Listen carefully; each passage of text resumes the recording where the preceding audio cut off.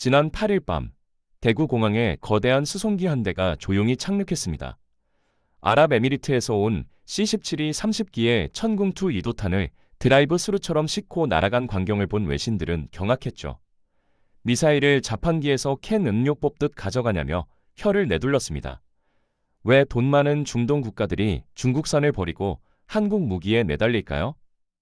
불과 며칠 전 서울 면적 25배 크기의 테헤란은 중국산 레이더가 단 한 번의 경보도 울리지 못한 채 쑥대밭이 됐습니다. 패닉에 빠진 이웃 국가들은 그날 밤 한국행 수송기를 띄웠죠. 중국의 거짓 스펙이 실전에서 들통나고 한국이 데이터로 참교육한 K방산 역전극 함께 파헤쳐보도록 하겠습니다. 본격적인 이야기에 앞서 구독과 좋아요 부탁드립니다. 영상 제작에 큰 힘이 됩니다. 지금 이 순간에도 UAE 상공에는 이란발 드론이 날아들고 있습니다. 카타르의 미군 기지는 미사일 공격을 받았고 중동 전역이 긴장으로 가득합니다. 외신들이 경악한 대구공항의 심야 작전은 단순한 무기 거래가 아니었습니다. 이건 전쟁 한복판에서의 생존 거래였죠. 아랍에미리트가 밤을 틈타 급행 수송기를 띄운 이유, 카타르가 자존심을 다 버리고 한국에 SOS를 친 배경에는 뼈아픈 학습이 있었습니다. 불과 몇 달 전까지만 해도 중동 국가들은 중국산 무기의 가짜 가성비에 완전히 속아 넘어가 있었습니다. 미국제 패트리어트는 성능은 좋지만 한 세트에 수천억 원을 호가했고 주문하면 최소 5년을 기다려야 했죠. 지쳐버린 중동 국방장관들 앞에 중국이 나타났습니다. 우리 건 절반 가격에 내년이면 납품 가능합니다. 카타르는 중국산 SY-400 미사일 시스템을 대거 도입했고 이란은 F-22 잡는다던 JY-18B 레이더를 들여왔습니다.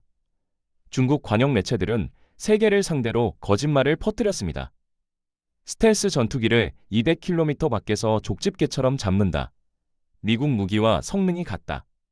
화려한 CG 홍보 영상은 순식간에 전 세계를 휩쓸었고 중동의 군 관계자들은 완전히 속아 넘어갔습니다. 절반 가격의 같은 성능이라니 사기꾼의 완벽한 미끼였죠. 그러나 2024년 봄, 화려한 스펙시트는 거짓말 덩어리였다는 게 들통났습니다. 적의 드론과 미사일이 테헤란 상공을 뒤덮을 때 중국산 최첨단 레이더는 단 한 번의 경보음도 울리지 못했습니다. 요격률 제로, 완벽한 먹통이었죠. 그런데 더 충격적인 건 이 참사가 2년 뒤 똑같이 반복됐다는 사실입니다. 2026년 1월, 이란은 이번엔 다르다며 중국산 YLC-8B 레이더를 긴급 도입했죠. F-22와 F-35를 250km 밖에서 잡는다는 중국의 새 거짓말을 믿고 말입니다. 그로부터 한 달 뒤인 2월 28일, 미국과 이스라엘이 이란을 전면 공격했습니다. 200대 전투기, B-2 폭격기, 토마호크 1000발이 쏟아졌죠. 최신형 중국산 레이더는 2024년과 똑같았습니다. 단 한 대도 못 잡았습니다. 완벽한 재탕 사기였죠. 수도 한복판이 폭격당하는 참상을 실시간으로 지켜본 이란 내부에서는 분노가 폭발했습니다. 수천억짜리 사기를 당했다. 중국산 방공망 전량 폐기라는 선언이 터져나왔죠. 이 끔찍한 실패를 바로 옆에서 생중계로 지켜본 나라가 카타르였습니다. 우리도 저거 샀는데? 국왕의 등골이 서늘해질 수밖에 없었죠. 가짜 방어막을 믿고 있다간 나라 전체가 불바다가 될 판이었으니까요. 패닉에 빠진 카타르와 UAE는 자존심을 다 버렸습니다. 한국을 향해 긴급 구조 요청을 보낸 겁니다. 밤새 불빛이 꺼지지 않던 대구공항의 그 수송기는 단순한 무기 배송이 아니라 신뢰의 배송이었습니다. 실전에서 단 한 발도 빗나가지 않았던 천궁2의 기록은 중동의 선택을 바꿔놓았죠. 중국산 카탈로그 스펙이 모래바람 속으로 사라지는 순간 한국제 방공망이 중동의 하늘을 채우기 시작했습니다. 중국 무기가 중동을 속이기까지는 치밀한 전략이 있었습니다. 미국과 유럽이 만든 틈새를 파고들어 거짓 스펙으로 시장을 장악한 겁니다. 중동 방산 시장은 독특한 지형을 갖고 있었습니다. 페르시아만을 중심으로 반경 2000km 안에 사우디, UAE, 카타르, 쿠웨이트가 밀집해 있고 이란이 맞은편에서 긴장을 조성했습니다. 서울에서 베이징까지의 거리 정도에 불과한 공간에서 드론과 미사일이 10분 안에 날아왔죠. 이 좁은 전장에서 방공망은 24시 가동을 전제로 설계되어야 했습니다. 미국은 이 시장을 오랫동안 지배했지만 치명적 약점이 있었습니다. 생산 속도였죠. 레이시온의 패트리어트 공장은 연간 550발을 찍어냈습니다. 전 세계 주문을 다 받아놓고도 생산 라인은 하나뿐이었습니다. 2022년 우크라이나 전쟁이 터지자 대기 시간은 5년에서 7년으로 늘어났죠. 중동 국가들은 불안했습니다. 지금 당장 미사일이 날아오는데 7년을 기다리라고? 이 틈새로 중국이 뻥튀기 스펙을 들고 파고들었습니다. 2015년부터 중국은 주하이 에어쇼에서 화려한 방산 카탈로그를 펼쳤습니다.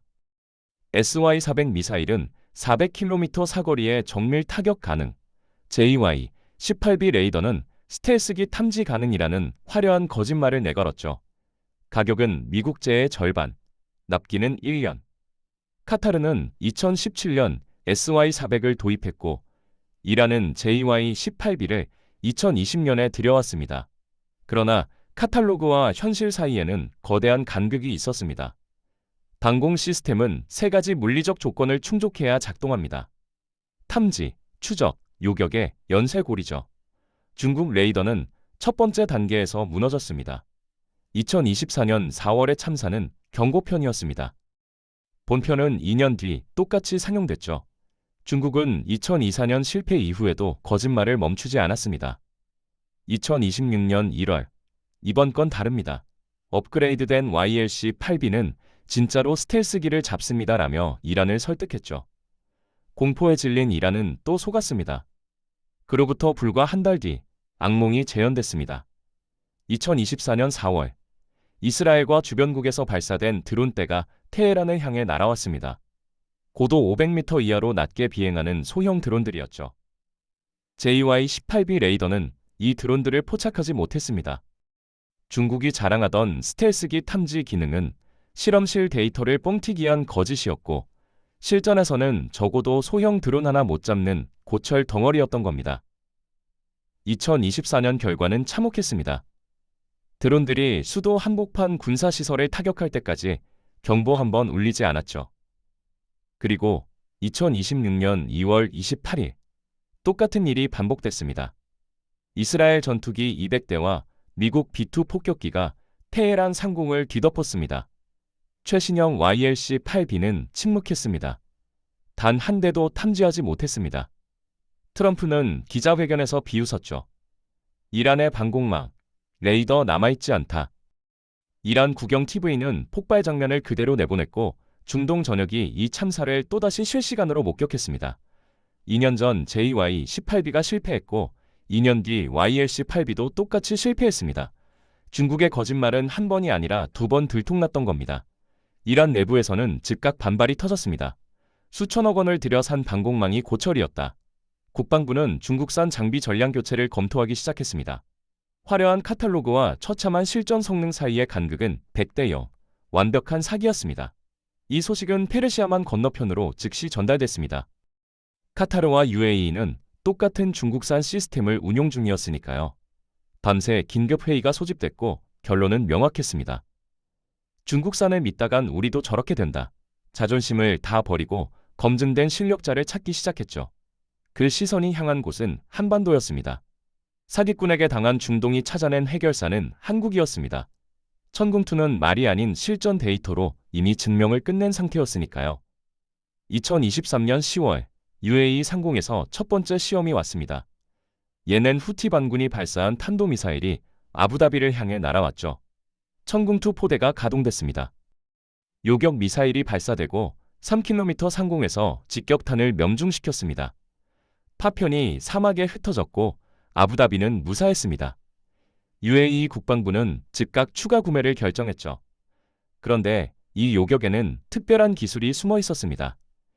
히트투킬 방식이었습니다.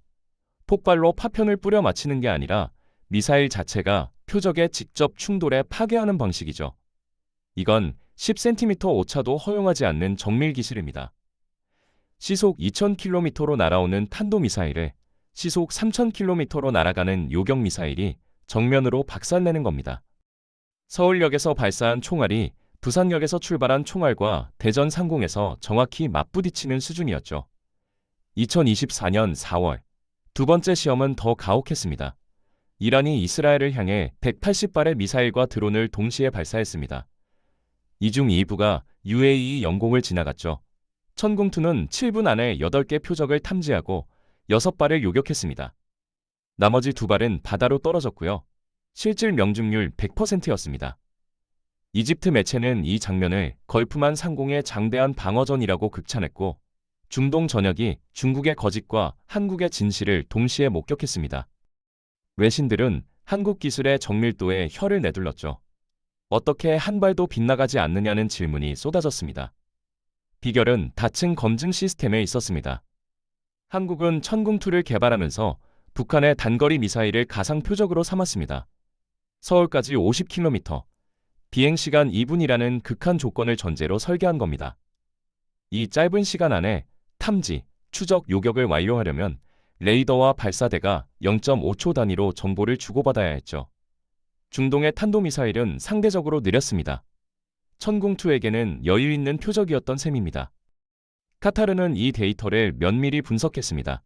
중국산 YLC-8B가 단 한 발도 못 막을 때 한국자 천궁2는 단 한 발의 실수도 없었다는 사실. 선택지는 명확했죠. 2024년 7월, 카타르는 천궁2 도입을 공식 발표했습니다. 계약 규모는 30억 달러, 한화로 4조 원이 넘는 금액이었습니다. UAE는 여기서 멈추지 않았습니다.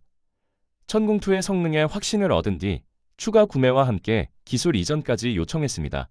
자국 내에서 직접 생산하겠다는 의지였죠. 한국은 조건부로 동의했습니다. 핵심 기술은 블랙박스로 유지하되 조립과 정비는 현지화하는 방식이었습니다. 실전이 참교육한 결과였습니다. 중동은 더 이상 뻥튀기 카탈로그를 믿지 않았습니다. 총알이 총알을 맞히는 물리적 증거만이 신뢰를 만들었고, 거짓말이 아닌 데이터를 가진 건 한국뿐이었습니다. 중동이 한국을 선택한 또 하나의 이유는 성능만이 아니었습니다. 약속을 지키는 나라와 못 지키는 나라의 차이, 바로 납기였죠. 2024년 3월, 카타르 국방부 조달팀이 미국 레이시온을 방문했습니다. 패트리어트 추가 구매를 협의하기 위해서였죠. 회의실에서 나온 답변은 충격 그 자체였습니다. 지금 주문하시면 2031년 인도 가능합니다. 7년. 약속이 아니라 농담이었죠. 카타르 대표단은 황당해했죠. 7년 뒤면 우리나라가 남아있을지도 모르는데 미국 방산업체들은 구조적 병목에 갇혀 있었습니다. 패트리어트 미사일을 생산하는 레이시온의 엘라베마 공장은 단일 라인으로 연간 550발을 찍어냈습니다.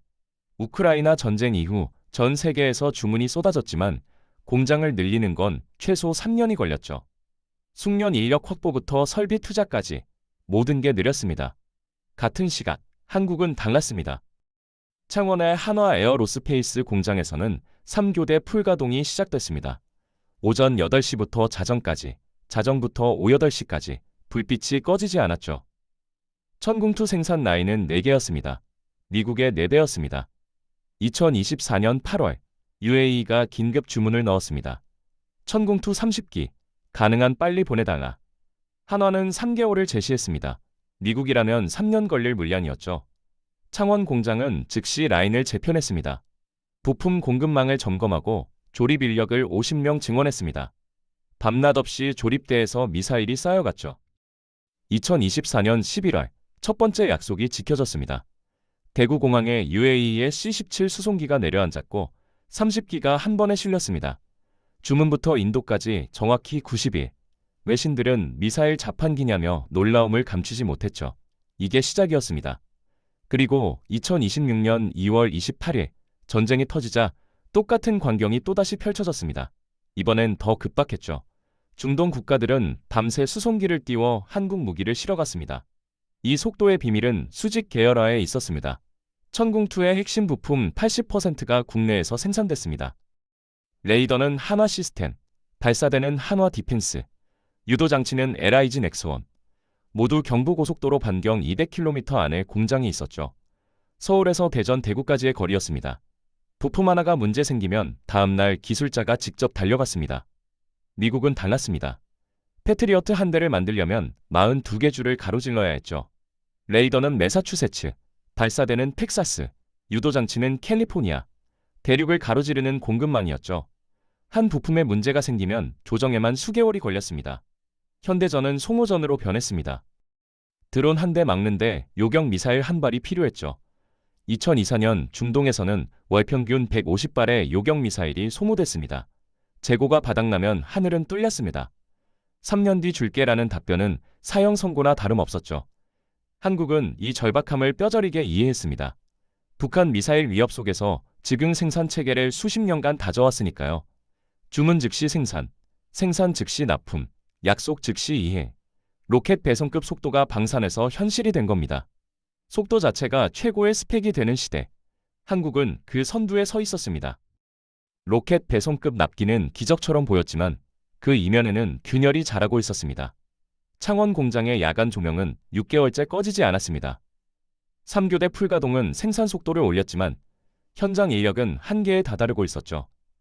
2024년 말 기준 한화 에어로스페이스의 천궁2 조립 인력은 450명이었습니다. 이 중 30%가 입사 2년차 이하 신입이었습니다. 숙련공이 부족했던 겁니다. 문제는 정밀도였습니다. 천궁2의 핵심은 10cm 오차도 허용하지 않는 조립 공정이었죠. 레이더 안테나 각도가 0.1도만 틀어져도 탐지 범위가 흔들렸습니다. 숙련공이라면 눈대중으로 잡아내는 오차를 신입은 계측기에 의존했습니다. 조립 시간이 20% 늘어났고 불량률도 올라갔죠. 2024년 10월 한 언론이 내부 고발을 보도했습니다. 납기 압박의 품질 검사 단계를 축소했다는 증언이었습니다. 한화는 즉각 부인했지만 업계에서는 공공연한 우려가 나왔죠. 지금 속도로 가다간 언젠가 사고 난다는 목소리였습니다. 더 큰 리스크는 기술 유출이었습니다. UAE는 천궁2 도입과 함께 기술 이전을 요구했습니다. 자국 내 생산 기지를 만들겠다는 구상이었죠. 한국은 조건부 동의했습니다. 조립과 정비 기술은 이전하되 핵심 유도 알고리즘은 블랙박스로 남기기로 했습니다. 하지만 현실은 복잡했습니다. UAE 기술자들이 창원 공장에서 6개월간 연수를 받았습니다. 그들은 조립 과정을 지켜보며 사진을 찍고 도면을 요청했죠. 어디까지가 조립 기술이고 어디서부터가 핵심 기술인지 경계는 모호했습니다. 한 엔지니어는 익명으로 털어놓았습니다. 사실상 다 보여주는 거나 마찬가지입니다. 중동 의존도도 커졌습니다. 2024년 한국 방산 수출액은 20조 원을 넘었습니다. 이 중 60%가 중동이었죠. UAE, 사우디, 카타르, 이 세 나라가 한국 방산의 절반 이상을 책임졌습니다. 달걀을 한 바구니에 담은 형국이었습니다. 만약 중동 정세가 급변한다면 2025년 초 사우디와 이란이 전격 관계 정상화를 발표했습니다. 중국 중재로 이뤄진 외교였죠. 긴장이 완화되자 사우디는 천궁2 추가 구매를 보류했습니다.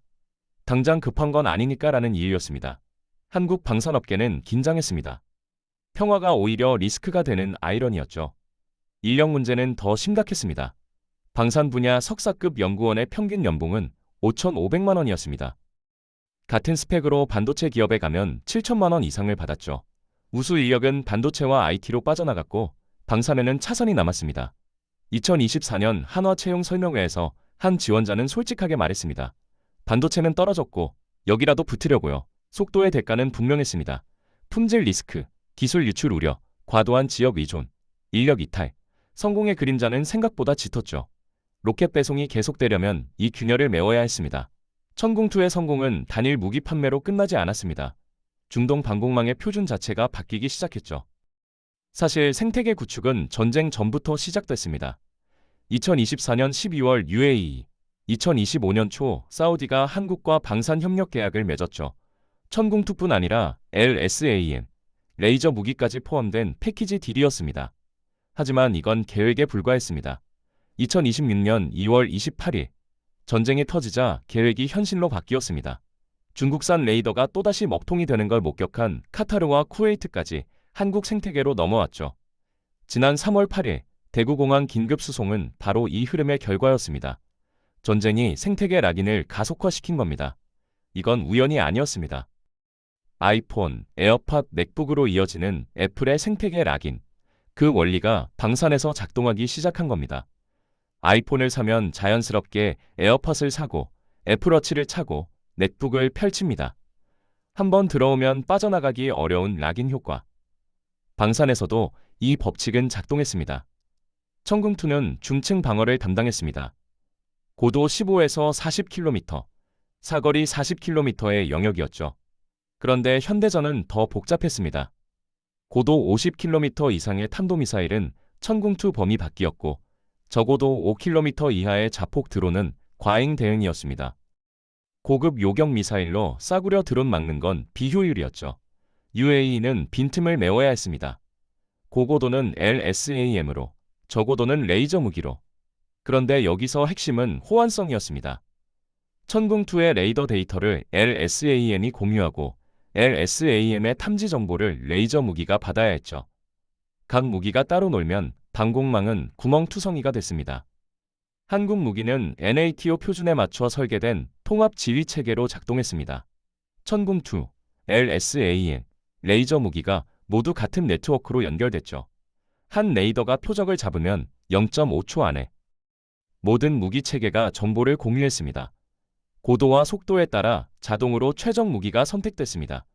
탄도미사일은 LSAM이, 순항미사일은 천궁2가, 드론은 레이저가 처리했습니다. 미국이나 유럽 무기도 복잡했습니다.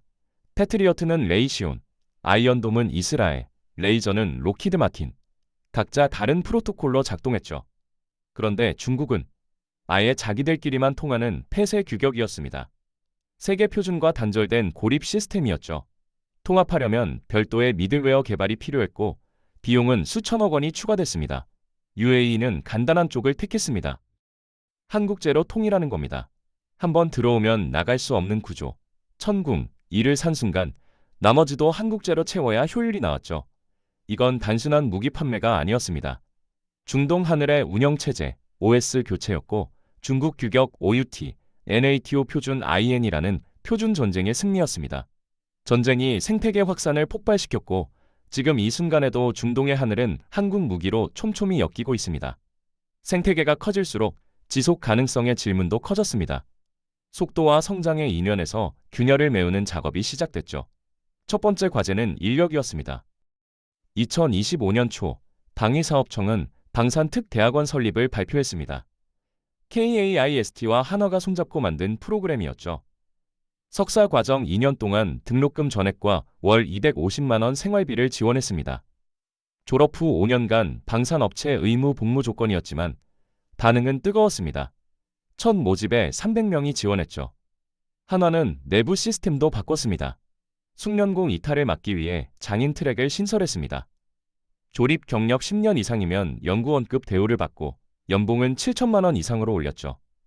반도체 업계와 동등한 수준이었습니다. 현장 기술자를 우대하는 문화가 뿌리내리기 시작했습니다. 두 번째는 기술 보호였습니다. UAE 기술 이전 논란 이후 정부는 핵심 기술 등급제를 도입했습니다. 천궁2의 300개 기술 중 30개를 1급 기밀로 분류했죠. 유도 알고리즘, 레이더 신호 처리, 탄두 설계가 포함됐습니다. 이 기술들은 해외 이전이 전면 금지됐습니다. 이스라엘의 선례를 참고했습니다. 이스라엘은 아이언돔을 전 세계에 수출하면서도 핵심 소프트웨어는 절대 넘기지 않았죠. 미국에조차 블랙박스로 제공했습니다. 한국도 같은 원칙을 세웠습니다. 하드웨어는 팔되 소프트웨어는 지킨다. 현지 생산 공장을 지어줘도 핵심 알고리즘은 원격 업데이트 방식으로만 제공했습니다. 세 번째는 생산 능력 확대였습니다. 창원 공장만으로는 한계가 있었죠. 2025년 4월 한화는 제2공장 착공을 발표했습니다. 경남 진주의 10만 제곱미터 규모, 서울 여의도 면적의 절반쯤 되는 땅이었습니다. 2027년 완공 목표로 완성되면 천궁2 생산 능력이 2배로 늘어났죠. 자동화도 강화했습니다. 조립 공정의 40%를 로봇이 담당하도록 설계했습니다. 정밀 용접, 부품 정렬, 검사 단계에서 사람 손을 줄였죠. 숙련공 부족 문제를 기술로 해결하는 방식이었습니다. 네 번째는 시장 다변화였습니다. 중동 의존도를 낮추기 위해 폴란드와 루마니아를 공략했죠. 동유럽은 러시아 위협에 방공망 강화가 절실했습니다. 2025년 6월 폴란드는 천궁2 20기 도입을 확정했습니다. 계약 규모는 15억 달러, 중동박 첫 대형 수출이었습니다. 다섯 번째는 차세대 기술이었습니다. 레이저 무기 개발에 속도를 냈습니다. 첨프2는 발당 5억 원이지만 레이저는 발사 비용이 5천 원에 불과했죠. 소모전 시대의 게임 체인저가 될 기술이었습니다. 2026년 실전 배치 목표로 시험이 진행 중이었습니다. 균열을 메우는 작업은 느렸지만 견고했습니다. 단기 성과에 취하지 않고 10년 뒤를 준비하는 씨앗이 뿌려지고 있었죠. 그리고 지금 전쟁이 한창인 2026년 3월 대구공항에는 여전히 수송기가 내려앉고 있습니다. 중국의 거짓이 들통나고 한국의 진짜가 승리하는 통쾌한 역전극이 실시간으로 펼쳐지고 있는 겁니다. 중국은 화려한 거짓말을 내밀었습니다. 저렴한 가격, 빠른 납기, 뻥튀기 스펙. 그러나 실전이라는 거짓말 탐지기 앞에서 모든 허풍은 처참하게 뽀록났죠. 테헤란 상공에서 단 한 번의 경보도 울리지 못한 레이더는 카탈로그 스펙이 실전 스펙을 대체할 수 없다는 가혹한 진실을 증명했습니다. 한국은 달랐습니다. 북한 미사일이라는 현실 위협 속에서 수십 년간 기술을 갈고 닦았죠. 서울까지 50km, 비행시간 2분이라는 극한 조건이 천괴 일을 만들었습니다. 실전 데이터가 쌓였고 명중률 100%라는 물리적 증거가 신뢰를 만들었죠. 중동은 숫자가 아닌 현실을 선택했습니다. 그러나 성공의 그림자도 분명했습니다. 3교대 풀가동은 품질 리스크를 키웠고 기술 이전 압박은 핵심 자산을 위협했습니다. 중동 의존도 60%는 달걀을 한 바구니에 담은 형국이었죠. 숙련공 부족과 인력 이탈은 지속 가능성에 경고등을 켰습니다. 그럼에도 한국은 씨앗을 뿌렸습니다. 방산특화대학원으로 인력을 키우고 핵심 기술 등급제로 자산을 지켰죠. 제2공장 건설로 생산 능력을 2배로 늘리고 동유럽 진출로 시장을 다변화했습니다. 레이저 무기라는 차세대 기술도 준비 중이었습니다. 균열을 메우는 작업은 느렸지만 견고했죠. 생태계 효과는 더 강력했습니다.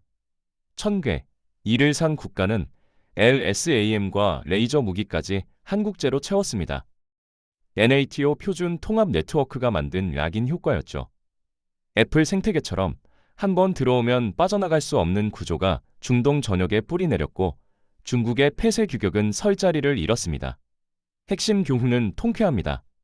뻥튀기 스펙은 언젠가 들통나고 거짓말은 실전 앞에서 무너지며 진짜 실력만이 시장을 지배한다는 것. 한국에게는 경고이기도 합니다. 속도에 취해 품질을 잃거나 기술을 헐값에 넘기거나 한 시장에 과도하게 의존하는 순간 우리가 쌓은 신뢰도 모래처럼 무너질 수 있습니다. 과연 K방사는 이 성장을 지속 가능하게 만들 수 있을까요? 10년 뒤에도 여전히 중동의 하늘을 지키는 이름으로 남아있을까요? 그리고 이 이야기는 단순한 무기 판매를 넘어섭니다. 수십 년간 안보 위협 속에서 살아온 나라가 그 절박함을 기술로 승화시켜 이제 다른 나라의 하늘을 지키는 파트너가 되었다는 것. 카탈로그 스펙이 아닌 실전 증명으로 말이 아닌 결과로 신뢰를 쌓아온 과정. 이것이 K방산이 중동에서 쓰고 있는 진짜 이야기입니다. 오늘 영상이 유익하고 재밌으셨다면 구독과 좋아요 부탁드리겠습니다. 영상 제작에 큰 힘이 됩니다. 다음 영상에서 뵙겠습니다.